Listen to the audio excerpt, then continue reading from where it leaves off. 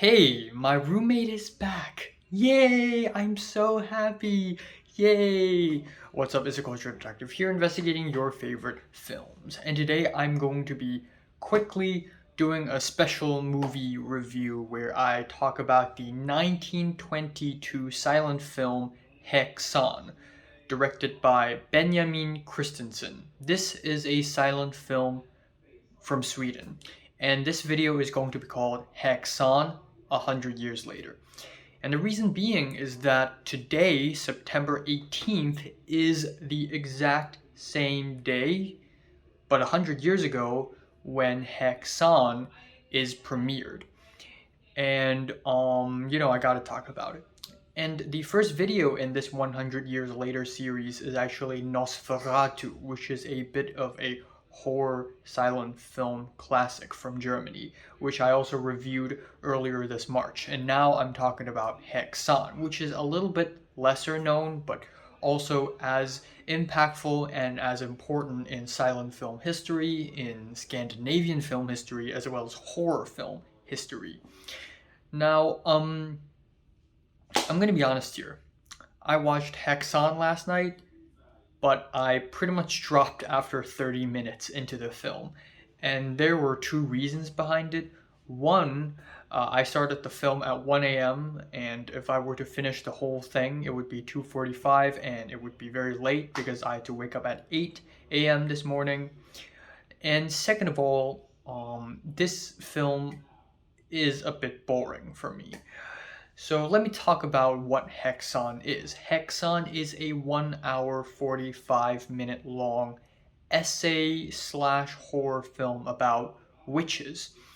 And I find out that this film is less of a horror film, but more of a video essay. This might as well be one of the first few video essays to ever come out in the world, especially on the matter of witches, because this film is actually separated into 7 parts. Yes, so first of all, a silent film that is 1 hour and 45 minutes long, that's pretty long.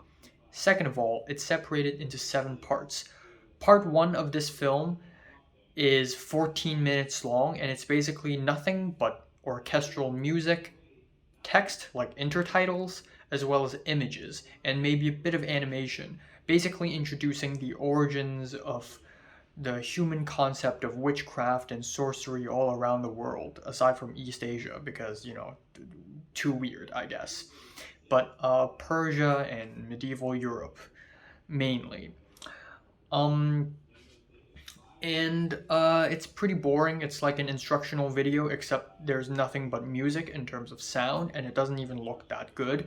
Again, and that's partially on me because I'm so used to modern filmmaking. I'm so used to synchronized sound. I'm so used to color and moving pictures. I'm sure if it was the 1920s now and I watched this film, I would be totally blown away. But unfortunately, that's not the case. But even so, 14 minutes of nothing but text, music, and images is a bit boring to me. I'm sorry. But then we enter part 2 of the film where we start to have some narrative elements. Part 2 of the film is where Benjamin Christensen show how witchcraft works, as in the witchcraft which people believes in.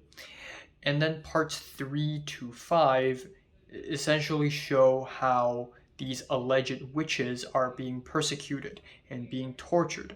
And then in the last 2 parts, 6 and 7, Benjamin Christensen shows how this is all a hoax for people to make up, for especially religious leaders to make up in order to execute and basically kill and murder all the heretics.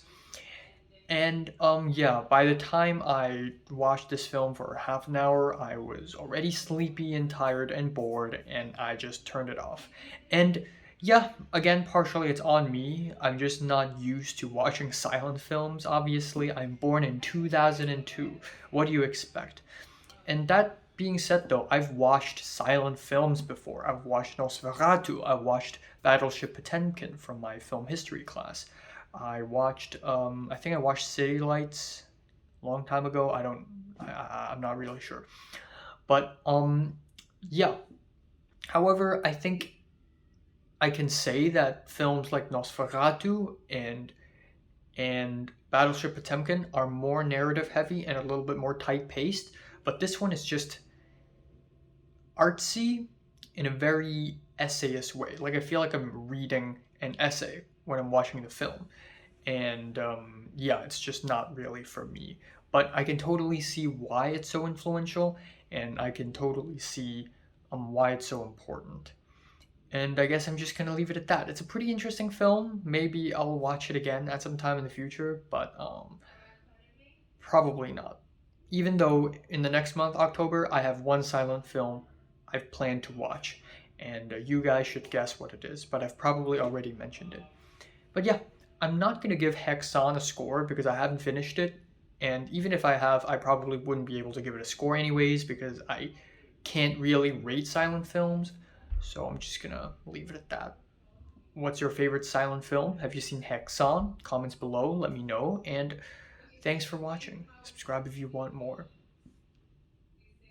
I'm gonna watch some Korean dramas tonight.